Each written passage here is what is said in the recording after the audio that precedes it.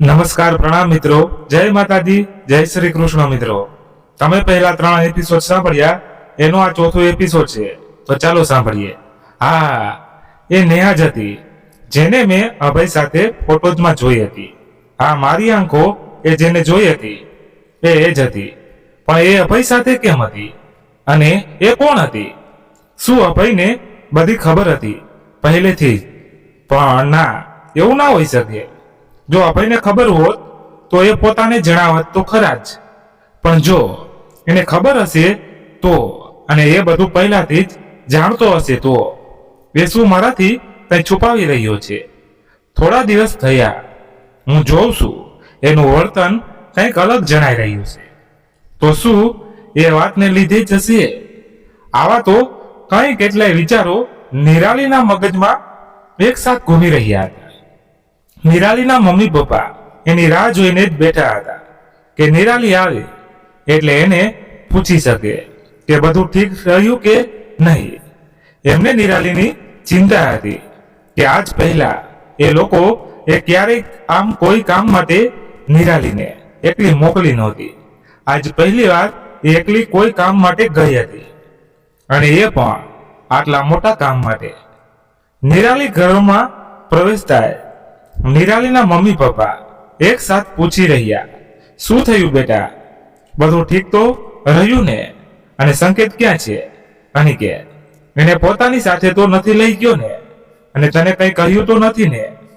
અનિકેતે એક સાથે આટલા સવાલો સાંભળતા નિરાલી અભય અને નેહાના વિચારોમાંથી બહાર આવી અને પોતાની જાતને સ્વસ્થ કરતા બોલી, અરે તમે બંને શાંત રહો, શ્વાસ તો લેવા દો મને। અને અનિકેતની એટલી હિંમત કે અમારી તમારી નિરાલીને કઈ બોલી શકે। નિરાલી વાતાવરણમાં હળવાશ લાવવા બોલી, અરે નીરુ, મજાક નહીં કરને, અહીંયા અમારા શ્વાસ અદ્ધર થઈ ગયા છે અને તું મજાક કરે છે? તું ગઈ ત્યારથી અમે તારી રાહ જ જોઈએ છીએ કે તું ક્યારે આવીશ, અને તું આમ કરે। અરે મમ્મી, તું ચિંતા ન કર, વકીલ સાથે બધું બરાબર રહ્યું, બધા ડોક્યુમેન્ટ્સ પણ કમ્પ્લીટ થઈ ગયા છે। હવે બસ કાલ કોર્ટમાં જઈ અને જજની સામે સાઇન કરીએ એટલે આ બંધનમાંથી હંમેશા માટે આઝાદ થઈ જઈશું। હું પોતે ખૂબ ખુશ છું, અને મને આટલા વર્ષો પછી લગ્ન જીવન જીવવાનો મોકો મળ્યો એ માટે, અને એના પછી પણ આજ મારા સપનાઓને પૂરા કરવાની દિશા મળી એ માટે। હા નીરુ, સાચી વાત, આના માટે આપણે અભયનો આભાર માનવો જોઈએ। જો અભય ના હો તો આપણે શું કરત?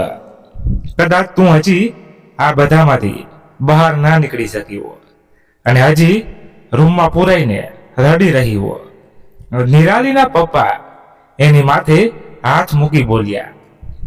અભયના નામથી નિરાલીના મનમાં પાછા એ જ પ્રશ્નો ઝબકી ઉઠ્યા, અરે તું વાત કરતા કરતા આમ ક્યાં ખોવાઈ જાય છે વારે વારે? અને સંકેત ક્યાં છે? નિરાલીના મમ્મીએ એને પૂછ્યું। અરે સંકેતને અનિકેત પોતાની સાથે લઈ ગયો છે, એ એને ફરવા લઈ જવા માંગતો હતો, એની સાથે થોડો સમય વિતાવવા માંગતો હતો, એટલે અરે પણ તે એને સાથે જવા જ કેમ દીધો? એને લલચાવી પોસલાવી અને પોતાની સાથે રહેવા મનાવી લેશે તો શું મમ્મી? તું પણ સંકેત સમજદાર છે, અને એ આમ કોઈની વાતમાં આવે એમ નથી, અને હકીકત એ જ છે કે અનિકેત એનો બાપ છે, અને એ હંમેશા એનો બાપ જ રહેશે। અરે બેટા, તું જાણતી નથી, આજકાલ લોકોને અને અનિકેત પર તો હવે જરા પણ વિશ્વાસ નથી અમને। અરે મમ્મી, તું જરા પણ ચિંતા ન કર, સંકેત મારું છે અને મારું જ રહેશે। ચાલ હવે બોલ, તું શું જમીશ? એટલે આજ તો હું તને મસ્ત મસ્ત તું જે માંગીશ ખવડાવીશ, આજ તો તને જે ગમે એ જ ખાઈશ નીરુ બેટા। એટલામાં અનિકેતનો કોલ આવ્યો, નિરાલી, હું તારા ઘરની બહાર ઊભો છું, તું આવીને સંકેતને લઈ જા। નિરાલી બહાર ગઈ, સંકેતને ખુશ જોઈ એ પણ ખુશ થઈ। સંકેતનો પણ હક હતો ને એના પ્રેમ ઉપર. અરે આટલી બધી શોપિંગ કરવાની શું જરૂર હતી? તું જાણે છે ને એની પાસે બધું જ છે. નિરાલીએ સંકેતના હાથમાં શોપિંગ બેગ જોઈ ગયું. અરે પહેલા પણ લઈ જ આપતો ને, એ જે કહેતો એ. અને એણે આજ પહેલી વાર મારી પાસે કંઈક માંગ્યું નથી. મેં જાતે જ લઈ આપ્યું છે. ચાલ તો હવે હું જાઉં. હા જા, કાલ કોર્ટમાં મળીએ. નિરાલી અને સંકેતે બાય કહી અનિકેતને વિદાય આપી. હાલો નેહા, ક્યાં છે તું? નેહાએ કોલ ઉપાડતા અનિકેત બોલ્યો, હું તો હોટલ પર જ છું. રૂમમાં તારી રાહ જોઉં છું ક્યારની. તું તૈયાર રહેજે, હું હોટલ પર પહોંચીને તને કોલ કરીશ. ડિનર માટે બહાર જઈએ આજ. ઓકે, નો પ્રોબ્લેમ. એમ કહી નેહાને કોલ કટ કર્યો. એ અનિકેતના અવાજ પાછળ છુપાયેલી ઉદાસી સાંભળી શકી હતી. અનિકેતનો કોલ આવતા નેહા નીચે આવી અને બંને હાઈવે પરની એક હોટલ પર ગયા. અનિકેત સરખું જમી ન શક્યો. એને ચૂપ જોઈ નેહાની અકળામણ પણ વધતી જતી હતી. એને ખબર હતી કે અનિકેત દુખી હતો, પણ નેહા એને આમ ચૂપ જોઈ શકતી નહોતી. હોટલમાંથી બહાર નીકળી નેહા હાઈવે પર પુલ પર બેસી ગઈ અને અનિકેતનો હાથ પકડી અને પણ પોતાની પાસે બેસાડ્યો. પછી અનિકેતનો હાથ પોતાના હાથમાં પકડી અને પૂછ્યું કે શું થયું છે? અનિકેતે એક ઊંડો શ્વાસ નાખ્યો અને નેહા સામે જોઈ બોલ્યો, આજ પહેલી વાર મારા દીકરાએ મારી પાસે હકથી કંઈ માગ્યું નથી. પહેલા તો હું ઓફિસથી ઘરે આવું એટલે કોઈને કોઈ ડિમાન્ડ હોતી જ કે પપ્પા આ જોઈએ, મારા ફ્રેન્ડ પાસે પેલું ટોય છે, એવું જ મને પણ લઈ આપો. અને આવતો ઘણું. હું હૈદરાબાદ હતો ત્યારે પણ રોજ કોલ કરતો અને કહેતો. અને આજ હું એને મોલમાં લઈ ગયો અને હું કંઈ પણ પૂછું કે આ જોઈએ છે તો એ ના જ કહેતો. બધું આજ મેં એને પરાણે અપાવ્યું છે. નેહા એ નાનો છે, પણ જે કંઈ થઈ રહ્યું છે એ સંકેત સમજે છે અને ખબર છે કે હું હવે એની સાથે પહેલાની જેમ ક્યારેય નથી રહી શકવાનો. એને સ્વીકારી લીધું છે કે નિરાલી જ હવે એના માટે બધું છે. આટલું બોલતા અનિકેતની આંખો ભરાઈ આવી. નેહાએ અનિકેતની પીઠ પર હાથ મૂક્યો અને એનું માથું પોતાના ખંભા પર રાખ્યું અને એટલું જ કહ્યું કે બધું ઠીક થઈ જશે. એક તરફ જ્યાં અનિકેત અને નિરાલી આ સંબંધના તૂટવાથી ખુશ પણ હતા અને દુઃખી પણ હતા, ત્યાં બીજી તરફ નેહા અને અભય બંને આ બધા માટે પોતાને જવાબદાર માની રહ્યા હતા. બીજા દિવસે સવારે અનિકેત કોર્ટ પહોંચ્યો. થોડી વારમાં બીજી ગાડીમાં અભય, નિરાલી, સંકેત અને નિરાલીના મમ્મી પપ્પા પણ આવી પહોંચ્યા. અનિકેત નિરાલીના મમ્મી પપ્પા પાસે ગયો અને પૂછ્યું કેમ છે, પણ નિરાલીના મમ્મીએ એની સામે પણ ના જોયું અને ફરી ગયા. વાતાવરણ ખૂબ જ ભારે થઈ રહ્યું હતું. અભયે નેહાને કોલ લગાડ્યો. નેહા તું ક્યાં છે? તને નથી લાગતું આજ તારે અનિકેત સાથે અહીંયા હોવું જોઈએ? હા ભાઈ, મને પણ એમ લાગતું હતું, પણ મારા ત્યાં આવવાથી વાતાવરણ કદાચ વધુ ખરાબ થઈ જશે અને હું પોતે નિરાલી અને એના ફેમિલીનો સામનો કઈ રીતે કરી શકીશ. નેહા જે છે એ છે, સત્ય બધાએ સ્વીકારવું જ રહ્યું અને નિરાલી અને એના મમ્મી પપ્પાને સંભાળવા માટે હું અહીં છું. પણ અનિકેતની હાલત મારાથી જોવાતી નથી. વાંક ગમે એનો હોય, પણ અત્યારે એને તારી જરૂર છે. મારું માનવું એવું છે કે તારે અહીં આવવું જોઈએ. એમ કહી અભયે કોલ મૂકી દીધો. થોડી વારમાં એમના વકીલ કોર્ટમાંથી બહાર આવ્યા અને અંદર આવવાનો ઈશારો કર્યો. વાતાવરણમાં ગજબની શાંતિ પથરાયેલી હતી. કોઈને શું બોલવું એ સમજાતું નહોતું. બંને અંદર ગયા. ડિવોર્સના લીગલ ડોક્યુમેન્ટ પર બંનેએ બધાની હાજરીમાં સહી કરી. જજે પૂછ્યું કે તમે સહમતિથી છૂટા પડવા માંગો છો? એના જવાબમાં બંને બોલ્યા કે હા, અમે રાજી ખુશીથી અને એકબીજાની સંમતિથી છૂટા પડવા માંગીએ છીએ. જજે આ ડોક્યુમેન્ટ્સ પર પોતાનો સ્ટેપ માર્યો અને બંનેના ડિવોર્સ મંજૂર કર્યા. કોર્ટમાંથી બહાર નીકળતી વખતે એ બધાના પગ એટલા ભારી થઈ ગયા હતા જાણે કોઈએ પકડી રાખ્યા હોય. અભયે નિરાલીના મમ્મી પપ્પાને પોતાનો સહારો આપી ઊભા કર્યા અને નિરાલીએ પોતાના ખોળામાં રડી રહેલા સંકેતને પોતાના ખોળામાં ઉપાડી અને બહાર લઈ ગઈ. અનિકેત પણ ઊભો થયો. એને પણ કોઈના સહારો જોઈતો હતો, પણ કોઈ હતું નહીં. એ પોતાની જાતે બહાર આવ્યો અને જોયું તો એની ગાડી પાસે નેહા ઊભી એની રાહ જોઈ રહી હતી. નેહાને જોઈને એ ના જાણે જીવમાં જીવ આવ્યો. એના પગમાં હિંમત આવી અને ફટાફટ એ પગથિયા ઉતરી નેહા પાસે પહોંચી ગયો. નેહાને પકડીને એના ખંભે માથું રાખી ખૂબ રડવા માંગતો હતો, પણ આસપાસનું વાતાવરણ જોઈ એને પોતાના પર કંટ્રોલ કર્યો. નિરાલીની ગોદમાં રડી રહેલા સંકેત તરફ એની નજર ગઈ. એ નિરાલી પાસે ગયો અને સંકેતને પોતાની ગોદમાં લઈ અને ખૂબ રડ્યો. નિરાલી અને નેહાએ આની પહેલા ક્યારેય અનિકેતને આટલો કમજોર નહોતો જોયો. નિરાલી અને નેહા બંને આગળ આવ્યા. એ બંને એકબીજાની આંખોમાં જોયું અને જાણે કહી રહી હોય કે આપણે આ બંનેને સંભાળવા જોશે. અને નિરાલીએ સંકેતને સંભાળ્યો અને નેહાએ અનિકેતને.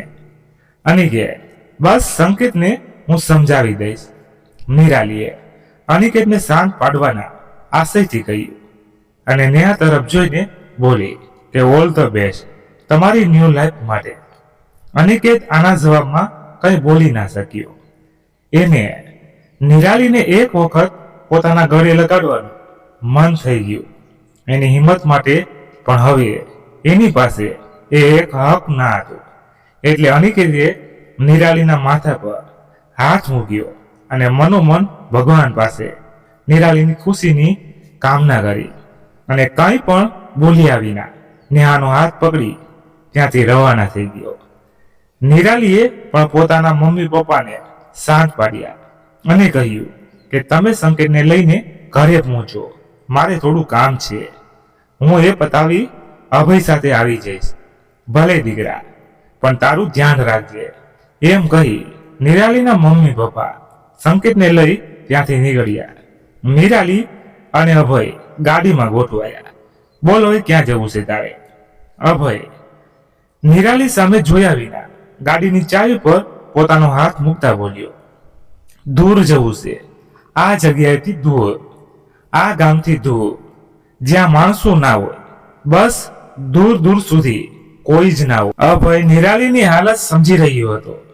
એને પોતાની ગાડી ગામની બહાર હાઈવે તરફ હંકારી મૂકી અને બસ એમ જ ચલાવી રાખી. કોઈ કશું બોલી રહ્યું નહોતું. અભયે એક ડેમ પાસે પોતાની ગાડી ઊભી રાખી, જ્યાં આસપાસ બસ ખેતરો જ હતા. નહીંવાર માણસોની અવરજવર હતી અને દૂર દૂર સુધી બસ એ ડેમનું પાણી નજરે પડી રહ્યું હતું.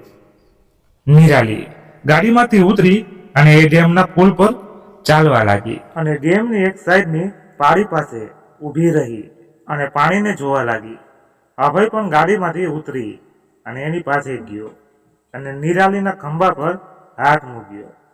બસ હવે નિરાલીના સબરતનો બાંધ તૂટ્યો અને એ અભયને પકડીને જોરથી રોવા લાગી. અત્યાર સુધી બધાને આટલી હિંમત આપતી નિરાલી અત્યારે અભયના સહારે માંડ ઊભી રહી શકતી હતી. આપણા માનવ જીવનની સૌથી મોટી જો કોઈ નબળાઈ હોય તો એ જ હતી કે આપણે છૂટથી હસી કે રડી પણ નથી શકતા. આપણે હંમેશા આસપાસના લોકોને સંભાળવા માટે આપણી લાગણીઓને કાબૂમાં રાખવી પડે છે. હંમેશા બધાને એ જતાવવું પડે છે કે આઈ એમ સ્ટ્રોંગ, પણ એ સાચું તો નથી જ હોતું. કેમ કે ગમે એવો તાકાતવર વ્યક્તિ પણ કેમ ના હોય, ઘણા સમય અને સંજોગોએ એને પર કોઈની જરૂર હોતી જ હશે ને. અને જ્યારે કોઈ વ્યક્તિ આ દુનિયા છોડીને જાય અને એની સાથે તમારો સંબંધ તૂટે ને તો એ દુઃખ કદાચ સહન કરી શકાય, પણ જ્યારે કોઈ જીવતી જાગતી વ્યક્તિ એની જાતે આ સંબંધ તોડી તમારાથી દૂર જાય ત્યારે એ સહન કરવું થોડું અઘરું પડે છે.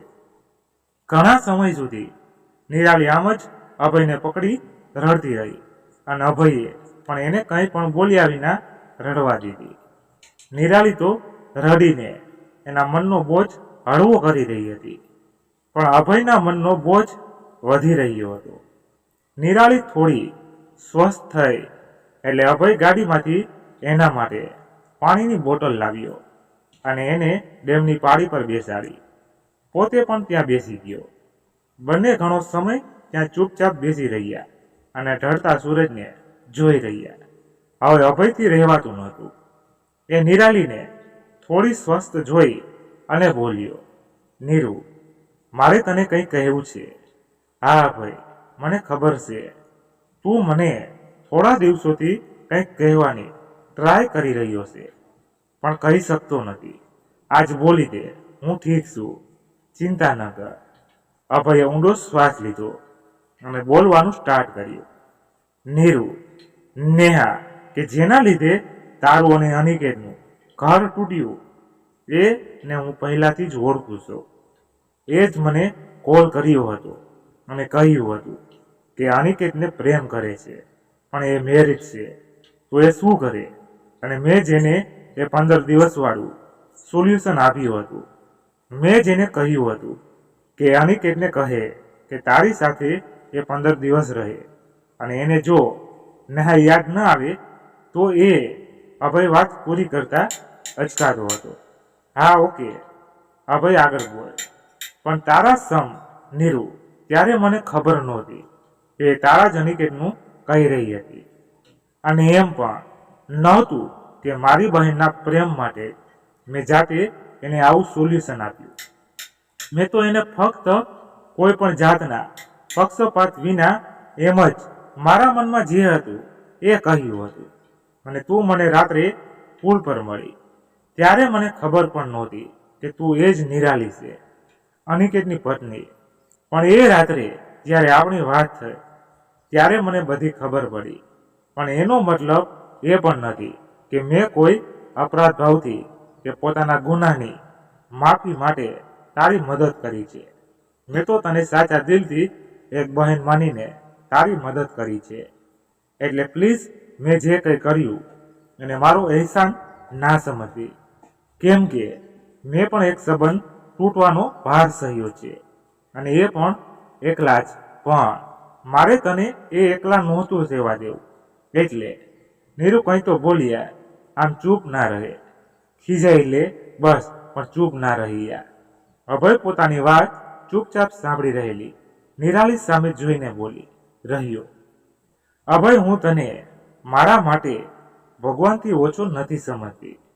તને ખબર છે અભય, હું તને મારા માટે ભગવાનથી ઓછો નથી સમજતી. તને ખબર છે ને? હા ખબર છે મને. કાલથી જ ખબર હતી કે તું નેહાને ઓળખે છે, કેમ કે મેં કાલે જ અનિકેતને કહ્યું હતું કે મારે નેહાને જોવી છે. એટલે મારા કહેવા પર અનિકેત એ મને નેહાનો ફોટો બતાવ્યો હતો, અને એ ફોટો જોયા પછી મને એવું લાગ્યું કે મેં નેહાને પહેલાં પણ જોઈ છે, પણ ક્યાં એ નહોતી ખબર. પછી ઘણું વિચાર્યા પછી યાદ આવ્યું કે એકવાર તારા મોબાઈલમાં તારા ફેમિલી ફંક્શનના ફોટા જોયા હતા, ત્યારે તારો અને નેહાનો એક સાથે ફોટો જોયો હતો મેં એમાં. પણ તને ખબર હતી તો તે અત્યાર સુધી મને કંઈ પૂછ્યું કેમ નહીં? કંઈ મારા અને નેહા વિશે? અરે અભય, ભગવાન પર વિશ્વાસ કરવાનો હોય, શક નહીં. અને તે તો મારા માટે એટલું કર્યું છે જે મારો સગો ભાઈ પણ નથી કરી શક્યો. હા પણ નિરાલી, તારા ડિવોર્સ માટે હું પણ થોડો જવાબદાર તો છું જ. આમ કહી અભય નાના બાળકની જેમ રડી પડ્યો. અરે અરે, આ શું? હંમેશા આઈ એમ સ્ટ્રોંગ કહેવાવાળો અભય આમના બાળકની જેમ કેમ રડી પડ્યો? આજ ચાલ એક વિડીયો ઉતારવા દે, બધાને બતાવીશ, નેટ પર વાયરલ કરીશ, મજા આવશે. ઓય જો, એવું કંઈ ના કરતી. હા, મારી ઇમેજને તું શોધ જરા. એમ કહેતા અભય નિરાલીના હાથમાંથી મોબાઈલ પકડવા ગયો. ત્યાં જ નિરાલીએ મોબાઈલ લઈને ભાગી ગઈ અને અભય પણ એની પાછળ દોડ્યો. બંને ગાડી પાસે આવે ને ઊભા રહી ગયા અને ખૂબ હસ્યા. ચાલ હવે ઘરે જવું છે કે નહીં? ઘરે બધા રાહ જોતા હશે. અભયે નિરાલીને કહ્યું, અરે હા યાર, ચાલ જલ્દી ગાડીમાં બેસ, બહુ મોડું થઈ ગયું. એમ કહી બંને ગાડીમાં ગોઠવાયા અને ગાડી ઘર તરફ દોડાવી મૂકી. બીજી દિવસે સવારે નિરાલી કામ કરી રહી ત્યારે ઓફિસ બોય આવીને નિરાલીને કહી ગયો કે તમને અભય સર બોલાવે છે. હા તું જા, હું આવું થોડી વારમાં. આમ કહી નિરાલી પોતાનું કામ પતાવી અને અભયની ઓફિસમાં ગઈ. આ બોલ, શું કામ છે? ઓફિસમાં પ્રવેશતા જ નિરાલી બોલી, તારા માટે એક સરપ્રાઈઝ છે. Are you ready for the surprise? Abhay ઉત્સાહથી નિરાલીને જોઈને બોલ્યો, પણ શું છે એ તો બોલ. અરે આમ હું બોલી દઉં તો એ સરપ્રાઈઝ થોડી કહેવાય. ઓકે તો છોડ, હું જાઉં છું, મારે ઘણું કામ છે. એમ કહી નિરાલી ઓફિસના દરવાજા તરફ વળી. ત્યાં જ અભય બોલ્યો, નિરાલી, હું તને ઉડવા માટે આખું આકાશ આપી રહ્યો છું. તું તૈયાર છે ઉડવા? નિરાલીએ અભય સામે જોયું અને આશ્ચર્યથી બોલી કે શું બોલ્યો? પાછું બોલતો, અરે એ જ કે આ આપનું સિટી તો બહુ નાનું છે. હવે તારે એને અહીં છોડવું પડશે અને આ સિટીની સીમાઓની બહાર જઈ અને તારી પહેચાન બનાવવી પડશે. મતલબ? હું કંઈ સમજી નહીં. નિરાલી, આપણી કંપનીની એક નવી બ્રાન્ચ આ સિટીની બહાર ખુલી રહી છે અને તારે સોમવારથી ત્યાં જોબ પર લાગવાનું છે. ત્યાં તારી પોસ્ટ પણ સારી છે અને સેલેરી પણ અહીંયા કરતાં સારી મળશે. પણ અભય, મારે ક્યાંય નથી જવું. હું આ જોબથી ખુશ છું અને થોડી ઓછી સેલેરી પણ ચાલશે. પણ અને જાણશો કે અહીંના પૂરા સ્ટાફ સાથે મારે સારું બને છે. ત્યાં લોકો કેવા હશે, માહોલ કેવો હશે, હું એડજસ્ટ થઈ શકીશ કે નહીં? યાર, એના કરતાં હું અહીં ઠીક છું. અહીં તો તું છે, જો કંઈ પણ આડું અવડું થાય તો તું હેન્ડલ કરવા. એટલે જ નિરાલી, હું તને અહીંથી જ બહાર મોકલું છું. મારે એવું જોઈએ કે તું કોઈ પર ડિપેન્ડ ના રહે, મારા પર પણ નહીં. અને ક્યાં એટલું દૂર છે રોજનું? બસ 1 કલાકનું તો અપડાઉન છે. અને જિંદગીનો સાચો અનુભવ જો ક્યાંથી મળે તો એક અપડાઉનથી. પણ અભય, પણ વણ કંઈ નહીં. નિરાલી, તું કોઈ પણ વાત પર મારા પર બહુ ડિપેન્ડ રહે છે. એક ભાઈ અને એક ફ્રેન્ડ તરીકે હું હંમેશા તારી સાથે રહીશ. પણ તારે તારી લડાઈ તારે જાતે લડતા શીખવું પડશે. એમ કહી અભયે પ્રમોશન લેટર નિરાલીના હાથમાં આપ્યો અને કહ્યું, ચાલ નિરાલી, જીલે આપની જિંદગી. અને આ વાત પર બંને ખડખડાટ હસી પડ્યા. અને હવે અહીંથી નિરાલીના સપનની એક નવી શરૂઆત થઈ રહી હતી. થોડા દિવસ આ બધું નિરાલીને બહુ અઘરું લાગ્યું. એ ઘરે આવીને રાતે એકલી રડી લેતી. પણ એને નક્કી કર્યું હતું કે અભયની ઉમ્મીદો પર અને વિશ્વાસ પર ખરી ઉતરશે.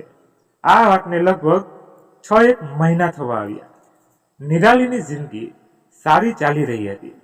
એક દિવસ ઓફિસમાં વધુ કામ હોવાથી અને એની બસ મોડી હોવાથી નિરાલીને ઘરે પહોંચતા ખૂબ મોડું થઈ ગયું હતું. રાતના 10 વાગી ચૂક્યા હશે. નિરાલી બસમાંથી ઉતરી અને ઉતાવળમાં પગલે પોતાના ઘરના રસ્તામાં ચાલવા લાગી. ચાલતા ચાલતા એ પેલી નદીના એ જ પુલ પર પહોંચી જ્યાં એ અને અભય પહેલી વાર મળ્યા હતા. આજ પણ રાત એવી જ હતી અને એવી જ ઠંડી હતી અને એના લીધે રસ્તા પર અવર જવર પણ બહુ ઓછી હતી. નિરાલી ત્યાંથી પસાર થઈ રહી હતી. ત્યાં અચાનક એના પગ થંભી ગયા. એને પુલ પર થોડે દૂર એક આકૃતિ દેખાય. એ બરાબર પુલની વચ્ચે ઊભી હતી. નિરાલીને એ આકૃતિ જાણીતી લાગી એટલે એ પોતાને રોકી ન શકી અને એ આકૃતિ તરફ આગળ વધી. અરે અહીંથી નહીં, થોડું આગળ ચાલો, ત્યાં પાણી વધારે ઊંડું છે, મરવામાં મજા આવશે. એમ કહી નિરાલી ત્યાં ઊભી રહી ગઈ. અવાજ સાંભળી એ આકૃતિ નિરાલી સામે ફર્યા વિના જ બોલી કે તું પણ આવી જા, મરવાનો શોખ તો તને વધુ હતો.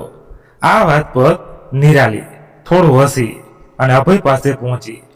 ત્યાં જઈને જોયું તો અભય એક હાથમાં બિયર અને બીજા હાથમાં પોતાનું પર્સ લઈને ઊભો હતો અને એની આંખો થોડી નમ હતી.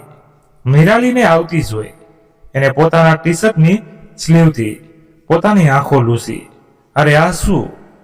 આજ આ સ્ટ્રોંગ બોય રડી રહ્યો છે કે શું? કેમ યાર, બોયઝને હાથ ના હોય, એમને તકલીફ ના થાય? અરે મેં એક ક્યાં કહ્યું, થાય જ નહીં યાર. પણ એ લોકો ગર્લની જેમ સરળતાથી રડવામાં સમજે નહીં ને. અને આ પર્સમાં કોનો ફોટો છે? તારી સાથે. નિરાલીએ અભયના હાથમાંથી પર્સ આંચકી લઈ અને એમાં રહેલો ફોટો જોઈ રહી. આ કોણ છે? આ શાહીન છે. શાહીન કોણ? તારી ભાભી. અરે વાહ, ક્યારે લગ્ન કર્યા તે? અને આ તો બુરખામાં છે, મતલબ એ મુસ્લિમ છે. ભાભી બનવા માટે લગ્ન કરવા પડે એવું કોણે કહ્યું? અને હા, એ મુસ્લિમ છે હતી, મતલબ હવે અત્યારે એ ક્યાં છે એ મને પણ નથી ખબર. પણ કેમ? એને તને છોડી દીધો કે શું? કે તે એને છોડી? કે એનું ફેમિલી ના માન્યું? કે તારું ફેમિલી ના માન્યું? કે એને કોઈ બીજું ગમતું હતું? કે તે એને ક્યારેય પ્રોપોઝ કર્યું જ નથી? બોલને જલ્દી. અરે પણ બસ આ શું? આટલા બધા પ્રશ્નો એક સાથે કેમ જવાબ આપું?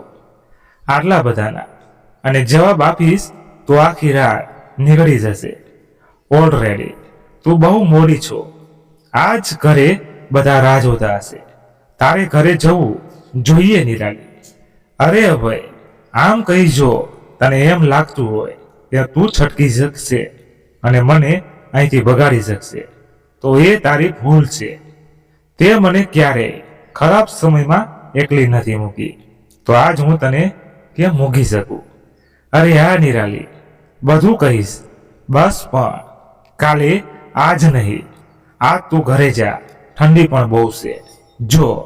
અને આમ અડધી રાતે તને કોઈ મારી સાથે અહીં જોઈ જશે તો શું? હું કોઈથી ડરું છું? ઓકે, ઊભો રે 1 મિનિટ. એમ કહી નિરાલીએ પોતાનો મોબાઈલ હાથમાં લીધો અને પોતાના ઘરે કોલ લગાડ્યો. Hello mummy. સામેથી કોલ ઉપાડતા નિરાલી બોલી. હા બોલ બેટા. મમ્મી, હું અહીં આવી તો ગઈ છું, પણ અત્યારે અભય સાથે છું અને મને ઘરે આવતા મોડું થઈ જશે. ઓકે, તો તમે લોકો જમી લેજો. આજ આ તમારો દીકરો થોડો ઉદાસ છે તો એને સાચવવો પડશે ને. કંઈ વાંધો નહીં બેટા, એને તારો હંમેશા સાથ આપ્યો છે. આજ એને તારી જરૂર છે તો તારે પણ એનો સાથ આપવો પડે ને. Okay mummy, bye. એટલું કહીને નિરાલીએ ફોન મૂક્યો. જો હવે તો મમ્મી પાસેથી પણ પરમિશન મળી ગઈ. એમ કહી નિરાલી પુલ પર બેસી ગઈ અને કહ્યું કે હવે તો તું જ્યાં સુધી મને આખી વાત બરાબર નહીં ગયે ત્યાં સુધી ક્યાંય નહીં જાઉં. અહીંયાથી હાલીશ પણ નહીં. ઓકે મારી માં, પણ કાલ બધું કહીશ ને. આજ જવા દેના. ના હો, કાલ તારો આ નશો ઉતરી ગયો હશે અને આ પ્રેમ અને દર્દ પણ. એટલે કાલ સવારે તું જે બોલીશ એ આટલા દર્દ સાથે નહીં પણ મગજમાં બધું ગોઠવી અને સમજી વિચારીને બોલીશ. અને એ પણ ધ્યાન રાખીશ કે તારી કોઈ વાતથી મને મારો ભૂતકાળ ના યાદ આવે. પણ અત્યારે તું જે બોલીશ એ પૂરા દિલથી બોલીશ અને સાચું બોલીશ. એટલે ભલે આખી રાત થાય, આજ તો હું સાંભળીને જ જઈશ. ઓકે ચલ કહીશ બધું બસ. અભયે બિયરની બોટલમાંથી એક ઘૂંટ ભર્યો અને પોતાની વાત આગળ ચલાવી. શાહીનના પપ્પા અને મારા પપ્પા નાનપણના મિત્રો હતા. એ લોકો કોઈ બીજા શહેરમાં રહેતા હતા, પણ ત્યાં કોઈ કામ ધંધામાં સેટ ના થયો. એટલે મારા પપ્પાની મદદથી એ લોકો અહીંયા રહેવા આવી ગયા. આ શહેર નવું હોવાથી મારા પપ્પા એ એમના રહેવાનું અને બાળકોનું ભણતર એ બધું સેટ કરી આપ્યું. એટલે સાહિલનું એડમિશન પણ મારી સ્કૂલમાં જ કરાવ્યું. ત્યારે હું કદાચ બીજા ધોરણમાં હતો અને એ પણ બીજા ધોરણમાં જ ભણતી હતી. એટલે પપ્પાએ કહ્યું હતું કે સ્કૂલમાં એનું ધ્યાન રાખવાનું. તો બસ ત્યારથી હું એની સાથે જ સ્કૂલ જતો અને સાથે જ આવતો. ઓહ, તો બચપન કી મોહબ્બત, એમ નિરાલી ટીખળ કરતા બોલી. હા નિરાલી, કંઈક એવું. રોજ સાથે ફરતા, હસતા અને રમતા. પણ એનું ફેમિલી થોડું રૂઢિચુસ્ત હતું. એટલે જેમ જેમ એ મોટી થઈ ગઈ એમ એમ એને છોકરાઓને સાથે બોલવાનું અને રમવાનું ઓછી કરી દેવામાં આવ્યું. મને યાદ છે કે જ્યારે આકરા ધોરણમાં આવી ત્યારે એને બુરખો પહેરાવી દેવામાં આવ્યો હતો. ઓહ બિચારી, આવું થોડું બોલાય. અરે એમાં શું બિચારી. અને પોતાનો ધર્મ રિવાજો અને માન્યતાઓ ગમતી, જેમ આપણી ગમે છે. હા એ તો છે ને, બધાને પોતાના ધર્મ પ્રત્યે ગર્વ જ હોય. હા તો એને પણ ખૂબ ગર્વ હતો અને એણે એ બુરખો દિલથી સ્વીકારી અને પહેર્યો હતો.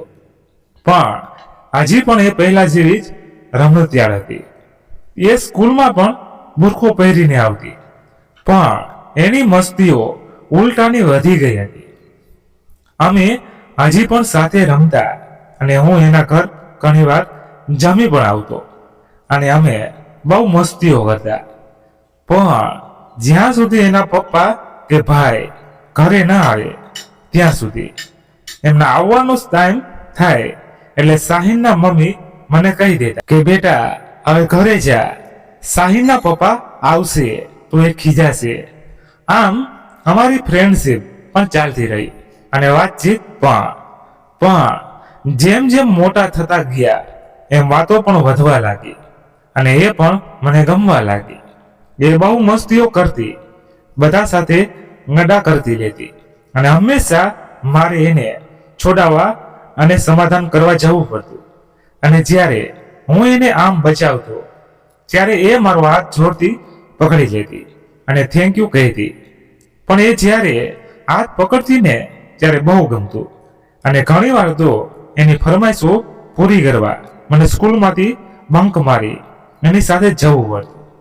અને એ પકડાય તો બહાના પણ મારે જ ગોતવા પડતા અને સામે એ પણ મારા માટે એનાથી પણ વધારે કરતી. જ્યારે કોલેજમાં આવ્યા ત્યારે એને ઘરેથી આગળ ભણવાની ના કહેવામાં આવી હતી. પણ શું? નિરાલીએ આતુરતાથી પૂછ્યું. પણ એ માને એમ ક્યાં હતી. બહુ જીદી હતી એ અને એની એ જીદ જ મને બહુ ગમતી. એને જે કંઈ પણ કરવું હોય એ ગમે એ રીતે કરીને જ રહેતી હતી. એ તો શું પ્રોબ્લેમ થયો તમારા બંને વચ્ચે? તું ચૂપચાપ હું જે કહું એ સાંભળને, અભય બનાવટી ગુસ્સા સાથે બોલ્યો. અમે એકબીજાના નસીબમાં નહોતા. બસ ઓકે, ચાલ આગળ બોલ. નિરાલીએ કહ્યું. એને પોતાની આદત પ્રમાણે જીદ કરી અને મારી જ કોલેજમાં એડમિશન લીધું. ત્યારે એમ થયું કે હવે હું એને મારા દિલની વાત કહી દઈશ. એના માટે હું જે ફીલ કરી રહ્યો છું એ બધું એને કહી દઈશ. અને એક દિવસ અમે કોલેજમાં બધા ફ્રેન્ડ્સ એક સાથે બેઠા હતા. બધા વાતો કરી રહ્યા હતા અને એવામાં બીજો લેક્ચર ચાલુ થતા બીજા બધા ક્લાસરૂમમાં જવા ઊભા થયા અને બધા સાથે હું પણ ઉઠ્યો. ચાલ ઊભી થા, તારે નથી આવવું, લેક્ચર સ્ટાર્ટ થઈ જશે. અભય સાહિન તરફ જોઈને બોલ્યો. અરે ના યાર, બહુ બોરિંગ હોય છે, મારે નથી આવવું ક્લાસમાં અને હું તને પણ નહીં જવા દઉં. એમ કહી સાહિને અભયનો હાથ પકડ્યો અને પોતાની પાસે ખેંચીને બેસાડી દીધો. બેસતા જ હું એના કાનમાં ધીરેથી બોલ્યો, આઈ લવ યુ સાહિલ. આ વાત સાંભળી એ મારા તરફ એકટીસે જોઈ રહી અને આશ્ચર્ય સાથે બોલી કે તે શું કહ્યું. એ જ કે તે જે સાંભળ્યું તું ગાંડો થઈ ગયો છે કે શું? હા, થઈ જ ગયો છું તારા લીધે. ઓય પાગલ, પણ આપણે તો ફ્રેન્ડ છીએ ને. પ્રશ્નાર્થ ચહેરે શાહીને અભય સાથે જોઈ અને બોલી, હા, તો હું ક્યાં કહું છું કે આપણે ફ્રેન્ડ્સ નથી, પણ ફ્રેન્ડ્સ લવર ના બની શકે એવું પણ ક્યાં લખ્યું નથી ને. મારો આ જવાબ સાંભળીને એ ઊભી થઈ અને મને કે ચલ આપણે કેન્ટીનમાં જઈએ, મને ખૂબ ભૂખ લાગી છે. હું પણ એની પાછળ ગયો. મને એમ હતું કે એ કંઈ તો બોલશે, હા કે ના કંઈ તો કહેશે નહીં તો થોડો સમય માંગશે વિચારવા, પણ એ કંઈ જ ના બોલી અને એના બિહેવિયરમાં પણ કંઈ ફરક ના પડ્યો. એ હંમેશાની જેમ વાત કરતી હતી મારી સાથે અને આ વાત મને વધુ અકળાવતી હતી. મેં લગભગ એને 5 થી 6 વાર પૂછ્યું, પણ એનો જવાબ ના મળતા હું ઉદાસ રહેવા લાગ્યો અને વધુ અકળામણ થવા લાગી.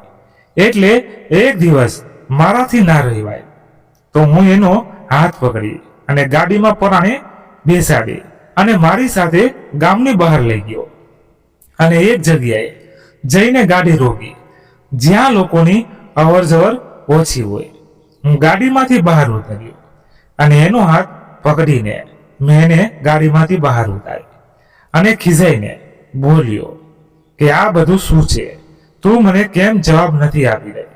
બસ આ વાત પર એ કંઈ બોલી તો નહીં, પણ ડરના લીધે એને રડવાનું ચાલુ કર્યું. એ એટલું રડતી હતી કે મને પણ ના સમજાયું કે એને ચૂપ કેમ કરાવું.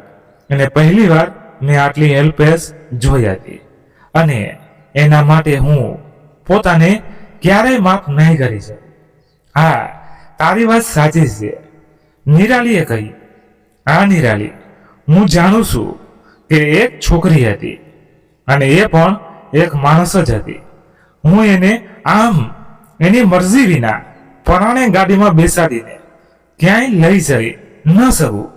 મારી તાકાતનું પ્રદર્શન આમ કોઈ વ્યક્તિ પર ન જ કરી શકું. એ કંઈ મારી પ્રોપર્ટી તો નહોતી, પણ ભૂલ મારાથી થઈ હતી અને એ હું માનતો પણ હતો. પણ હવે એને ચૂપ કેમ કરાવું એ સમજાતું નહોતું. અને શું હવે એ ક્યારે મારા પર વિશ્વાસ કરી શકશે કે નહીં એ પણ સમજાતું નહોતું. હા ભાઈ, આ તો આ દેશની નબળાઈ છે કે પુરુષો હંમેશા સ્ત્રીઓ પર પોતાનું આધિપત્ય સમજે છે અને એમ માને છે કે એ પોતે તાકાતવર છે એટલે ગમે એ કરી શકે. આ નિરાલી, પણ આ વાતનો મને પણ ખૂબ અફસોસ થયો જ્યારે મેં એને આટલી રડતા જોઈ. મેં એને થોડી વાર રડવા દીધી, પછી પાણીની બોટલ ગાડીમાંથી લાવી આપી અને એની પાસે મૂકી દીધી. એ થોડી વાર પછી સ્વસ્થ થઈ અને બોટલમાંથી પાણી પીધું અને પછી મેં એને કહ્યું, સાહિલ, આઈ એમ રિયલી સોરી. મારો તને ડરાવવાનો કે તને આમ રડાવવાનો કોઈ ઈરાદો નહોતો, પણ મેં તને 5 થી વધુ વખત પ્રપોઝ કર્યું છે, પણ તું મને આ પણ નથી કહેતી અને ના પણ નથી કહેતી. તને શું કહું સાહિલ કે મારી હાલત કેવી થઈ ગઈ છે. નથી ખાઈ શકતો, નથી સૂઈ શકતો, બસ તારા જ વિચારો આવ્યા કરે છે. આ એમ થાય કરે છે કે શું કામ કોઈ જવાબ નથી આપી રહી. આ બધું બોલતી વખતે અભય પોતે રડવા જેવો થઈ ગયો. એ શાહીન જોઈ ગઈ હતી. શાહીન, મેં નથી કહેતો કે તું હાજ કે આ તારી જિંદગી છે અને તને બધો હક છે. તારે કોને હા કે ના કહેવી. તું હા કહીશ તો એ મારા માટે ખૂબ ખુશીની વાત હશે, પણ જો તારી ના હશે તો હું મારા મનને મનાવી લઈશ અને એ પછી ક્યારેય તને હેરાન નહીં કરું. પણ આ મત વચ્ચે નહીં રાખ મને, હું જીવી નહીં શકું. એટલે તો હું તને હા અને ના કંઈ નથી કહેતી, કેમ કે જો હા કહીશ તો આપણું આ રિલેશન શક્ય નથી, કેમ કે તું પૂરબ છો અને હું પશ્ચિમ. અને જો ના કહીશ તો તો તું મને ક્યારેય હેરાન નહીં કરે અને હું તારા જેવા સારા ફ્રેન્ડને ખોવા નથી માંગતી. મતલબ તું મને પ્રેમ નથી કરતી એમને. અભય ઊંડા નિશ્વાસ સાથે બોલ્યો અને ઊભો થઈ ગયો. સાહીને અભયનો હાથ પકડી લીધો અને એના સહારે પોતે પણ ઊભી થઈ અને અભયને ગળે લગાવી ગઈ અને પાછી રડવા લાગી. અરે યાર, હવે તો પાણીની બોટલ પણ પૂરી થઈ ગઈ. ચૂપ થઈ જા ને પ્લીઝ, તારા પગે પડું. અભયની આ વાત પર એ હસી પડી અને અભયના ગાલ પર થપ્પડ મારી દીધી. અભય, ગમે તો તું પણ મને છે અને અત્યારથી નહીં, નાનપણથી. જ્યારે પહેલી વાર મને બુરખામાં જોઈ અને મારા મમ્મી સાથે લડવા આવ્યો હતો કે મને આવું શું કામ પહેરાવ્યું છે. મારા માટે તું ઘણી વાર ઘણા જોડે લડ્યો છે અને હંમેશા તે મને બચાવી છે. આઈ લવ યુ અભય. પણ શું કોઈ શક છે તને મારા પર કે કોઈએ કંઈ કીધું છે તને મારા વિશે? તો બોલ. ના અભય, પ્રોબ્લેમ આ સમાજ છે જે આપણા સંબંધને ક્યારેય નહીં સ્વીકારે અને મારા પપ્પાને તું જાણે છે. હા, હિટલર જેવા છે. તું જેલની કેદી હોય એમ તને રાખી છે. એકની એક દીકરી સાથે આવું કોણ કરતું હશે? અભય ગુસ્સા સાથે બોલ્યો. ઓય ખબરદાર, જો તે મારા પપ્પાને કંઈ કહ્યું છે તો જીવતો નહીં મૂકું. તને એમ કહી સાહીને અભયના શર્ટનો કાટલો પકડી લીધો. વાહ, આ સારું. હા, હમણાં રડતી હતી અને હવે કાટલો પકડે. અભય સાહિલનો હાથ પકડતા બોલ્યો. અભય એક છોકરી માટે, એનો પપ્પા એના માટે દુનિયાના પહેલા સુપર હીરો હોય છે. એના પપ્પા જ્યારથી દીકરી જન્મે ને ત્યારથી જ એના લગ્નના સપના જોતા હોય છે. બાપને ખબર હોય છે કે એને પોતાની દીકરીને પારકે ઘરે વળાવવી જ પડશે. એટલે એ જેટલા વર્ષ એ દીકરી એની સાથે છે ત્યાં સુધી એના બધા સપનાઓ પૂરા કરવાની ટ્રાય કરે છે. પણ આ સમાજની મર્યાદામાં રહીને તને આ બુરખો દેખાય પણ એની અંદર લેટેસ્ટ કપડામાં રહેલી હું નહીં. આ બધા કપડા એ જ મને અપાવે છે. તને શું લાગે છે કે તું મારી ઘરે રમવા આવતો અને મારા પપ્પાના આવતા પહેલા તું જતો રહેતો તો એમને ખબર નહોતી કે તું મારા ઘરે જ આવતો રમવા એમ? એમને બધી ખબર હતી. સ્કૂલમાં પણ આપણે જ્યારે એકવાર બંક મારીને બહાર ગયા હતા તો મારા પપ્પા મને રસ્તામાં જોઈ ગયા હતા. ઘરે આવીને એમણે મને પૂછ્યું પણ ખરું, સાહિલ, આ તું સ્કૂલમાં જતી હતી કે? મને એવું લાગ્યું કે મેં ઘરે જમવા આવતા રસ્તામાં તને જોઈ. સાહિલના પપ્પા હોમવર્ક કરી રહેલી સાહિલ પાસે જઈ અને બોલ્યા. હા પપ્પા, એ તો હું થોડું કામ હતું ને તો. સાહિલને શું બોલું એ સમજાતું નહોતું. જો બેટા, તારે કંઈ બોલવાની જરૂર નથી. મને તારા પર વિશ્વાસ છે અને હંમેશા રહેશે. પણ આ સમાજ છે ને એ કોઈ પણ બાબતમાં હંમેશા એક છોકરી કે સ્ત્રીને જ ગુનેગાર માનશે. હંમેશા સવાલોના ઘેરામાં એક દીકરીને જ ઊભું રહેવું પડે અને તું કંઈ પણ કરીશ તો સવાલ પહેલા તારી માના સંસ્કારો પર ઉડશે. તો હવેથી બેટા જરા ધ્યાન રાખજે. આ ચાલ, હવે સૂઈ જા, બહુ મોડું થઈ ગયું છે. એમ કહી મારા માથા પર હાથ મૂકી અને પપ્પા ત્યાંથી નીકળી ગયા. એ પછી મને સમજાયું કે દીકરી એક બાપની ઇજ્જત હોય છે, એનું ગુરુર હોય છે અને એમનું એ ગુરુર હું ક્યારેય તૂટવા નહીં દઉં. અને એના લીધે જ હું તને આ કેમ કહી શકું છું સોચ. અને તને એમ લાગે છે કે મને કોલેજ એટલે કરવા દીધી કે હું જીદ કરું છું, એટલે પણ એવું નથી. પપ્પાની પણ ઈચ્છા હોય મારા સપનાઓ પૂરા કરવાની, પણ એ બધાની સામે કહી ના શકે. એટલે હું જીદ કરું. પછી બધાને એમ કે જો એ ન માની એટલે મારે હા પાડવી પડી. અરે વાહ, તારા પપ્પા તો તને બહુ પ્રેમ કરે છે. હા ભાઈ, ખુશી સાથે બોલ્યો. હા તો એ તો કરે જ છે, તારા કરતા વધુ. હા પણ તો આપણા માટે એ એક બેનિફિટ ને તારી બધી જીત એ પૂરી કરે તો હું એમ કહીશ કે મારે અભય જોડે લગ્ન કરવા બીજે નહીં કરું. તો એ પણ જીત એ પૂરી કરશે જ ને. હા, એ વાત તારી સાચી, પણ આ એમના પ્રેમનો ગેરલાભ ના ઉઠાવ્યો કહેવાય. મને ખબર છે કે એ મારા માટે ગમે એ કરી શકે એમ છે, એટલે હું એ તકનો લાભ લઉં તો મારા જેવું સેલ્ફિશ બીજું કોઈ ના કહેવાય. અને તને ખબર જ છે કે અમે નાના માણસો છીએ, તારા જેટલા પૈસા પાત્ર નથી. અને પપ્પાની પાસે જો કોઈ મૂડી હોય તો એમની ઇજ્જત જ છે. જો એમના ઘરની ઇજ્જત એમની ઇજ્જત ઉછાળે તો પછી કોઈ બાપ પોતાની દીકરીને આટલો પ્રેમ અને છૂટ આપતા પહેલા પણ વિચારે કરે. અને કદાચ મારી જીત અને ખુશી સામે એ માની પણ જાય અને ઝૂકી પણ જાય, પણ પછી એ જીવી ના શકે. અને હું મારા લીધે એમને કંઈ થવા દઉં નહીં, કેમ કે એમને કંઈ થાય તો મારાથી પણ જીવી તો ના જ શકાય. ઓકે, હું તારી વાત સમજી ગયો સાહેબ.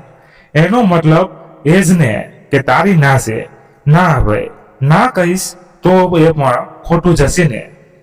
તારી કરતા પહેલાથી હું તને પ્રેમ કરું છું અને એમ જ હંમેશા કરતી પણ રહીશ.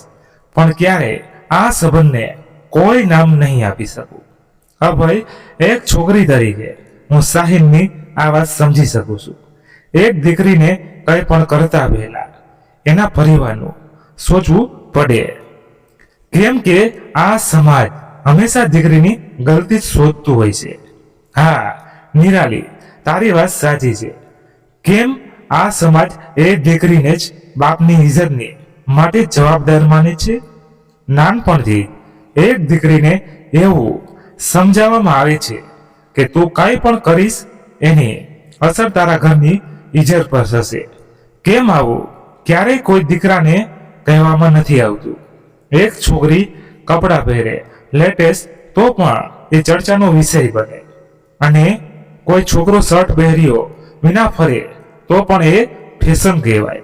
હું સાહિલને પરાણે મારી ગાડીમાં બેસાડીને લઈ ગયો તો એમાં એનો તો કોઈ વાંક નહોતો ને. તો પણ દુનિયાની વાતો મારા કરતા એને જ વધુ સાંભળવી પડે. હા ભાઈ, જો કોઈને ખબર પડી હોય તો એમ જ કહેતો કે એ છોકરીનું એની સાથે ચક્કર ચાલતું હશે ને, તો જામ કોઈ એને પરાણે લઈ જઈ શકે છે. મિત્રો, વાર્તાને અહીંયા વિરામ આપીએ. અને આ વાર્તા હજી પૂરી નથી થઈ, એટલે આનો છેલ્લો અને આખરી એપિસોડ જલ્દી સાંભળવા મળી જશે. તો વાર્તા કેવી લાગી કોમેન્ટ કરી જણાવો. પસંદ આવી હોય તો લાઈક શેર કરી દેજો. ધન્યવાદ. ફરી મળીશું, ત્યાં સુધી તમારા પરિવાર સાથે મસ્ત રહો, તંદુરસ્ત રહો. જય માતાજી, જય દ્વારકાધીશ. હર હર મહાદેવ મહાદેવ મહાદેવ. જય શ્રી રામ, જય બજરંગ બલી.